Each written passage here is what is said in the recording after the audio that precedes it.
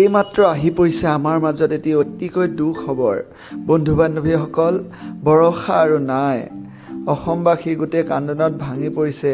শিল্পী সমাজ কান্দোনত ভাঙি পৰিছে। হঠাতে কি হ'ল বৰষাৰ? মাতৃয়ে হিয়া ঢুকাৰি কান্দিছে, গোটেই ৰাইজে হিয়া ঢুকাৰি কান্দিছে।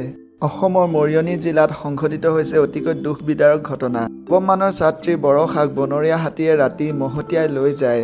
নিজ ভাতৃৰ সন্মুখতে এই দুখ বিদাৰক ঘটনা সংঘটিত হয়। প্ৰথমতে আমি শুই আছিলো, তাৰপিছত মা কৈছে গণেশ বাবা আহিছে। তাৰপিছত আমি ওলাই গলো, তাৰপিছত সেই আমি বাগানলৈ গলোগে। তাৰপিছত হেৰি মায়ে কৈছে য'তে ত'তে লুকাই দে। আমি য'লৈ গৈছো বাবাজনো সেইফালে দৌৰ মাৰি গৈছে। তাৰপিছত হেৰি আমাৰ বায়ে চুকতে থাকিলে। তাৰপিছত বাইক মহতিয়াই থৈ গৈ পিনি আকৌ এপাক ঘূৰি পিনি মাক মাৰি থৈ গৈছে, আকৌ এচুট দি থৈ গৈছে বাইক। আকৌ মোক নাপালে, মই চাইডতে লুকাই আছিলো। তুমি ক'ত লুকাই দিছিলা?